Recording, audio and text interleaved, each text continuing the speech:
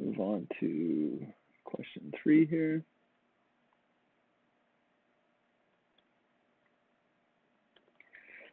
List the characteristics that a market must, let me try that again.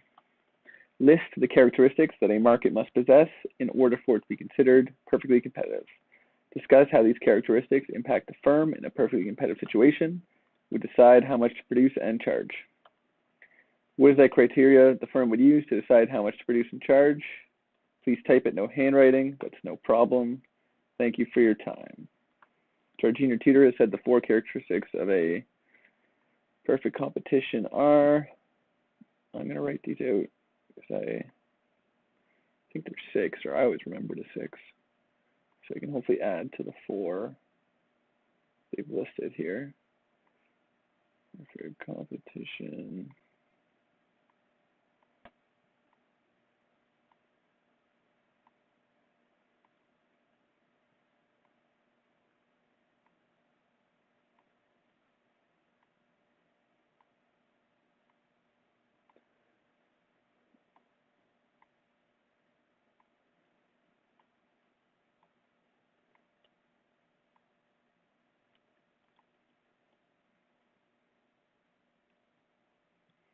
So first they've got a large number of small firms.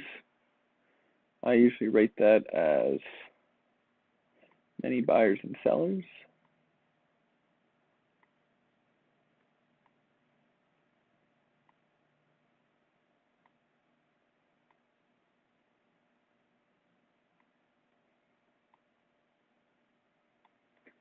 Many buyers and sellers.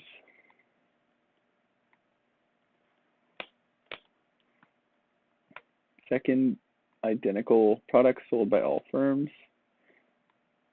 I usually see that listed as homogeneous product. So for example, like the grocery store, people sell mushrooms.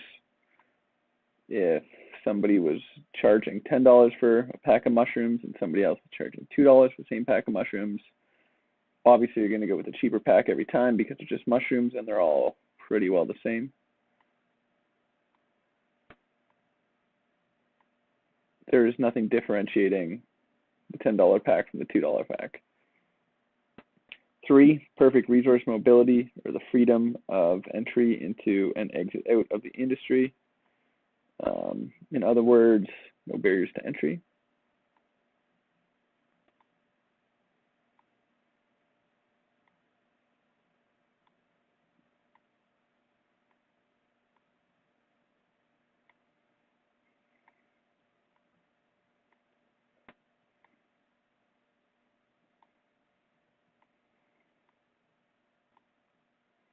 Four, perfect knowledge of prices and technology. I'm going to call that perfect information. So when there's asymmetric information,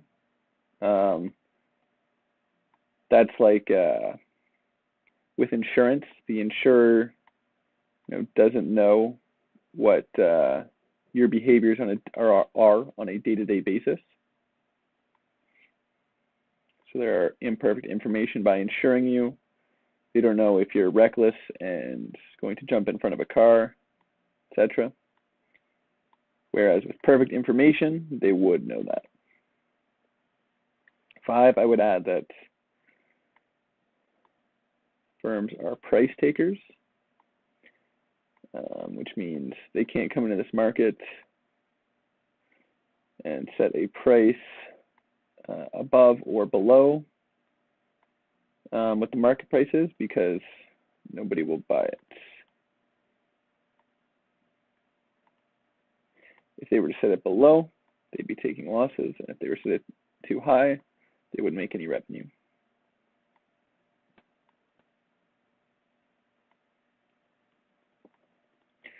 I think I normally list a 6, but it's not coming right now, so we'll move on.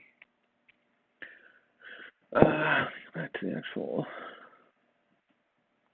Our junior tutor then carries on to say, these 4 characteristics mean that a perfectly competitive company is unable to exercise any control over the market. A large number of try that again. A large number of small firms, all producing the same products, means that there's a large number of perfect substitutes for the output produced by any given company. So for example, if one mushroom company goes under, no big deal if you'll just buy somebody else's mushrooms at the grocery store. You probably don't really care. This makes the demand curve perfectly elastic for a perfectly competitive firm's output. Freedom of entry and exit from the industry means that capital and other resources are perfectly mobile, that entry barriers cannot be erected. So barrier to entry is like, for example, in the last question, only one family on Earth knew how to make the poinsettias. That's a barrier to entry because obviously a new firm can't come in and sell poinsettias if they don't know how to make them. Perfect knowledge means that all firms operate on the same footing, that buyers know of all possible perfect substitutes for the good, and the companies actually produce the same products.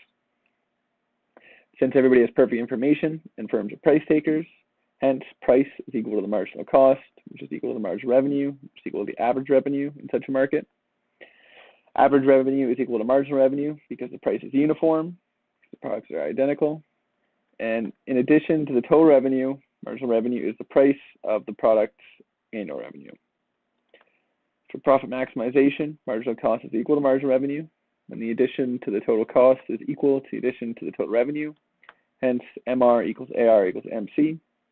This is where the firm will produce and charge a price equal to its MC. That was a mouthful to say. I'm going to show you guys the long run perfect competition graph, which basically shows what our junior tutor said on a chart. All firms are price takers, so P is flat. Our marginal cost is always going to slope upwards.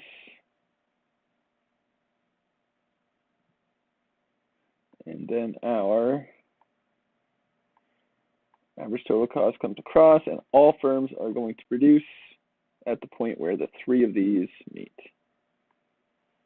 Q star and P star.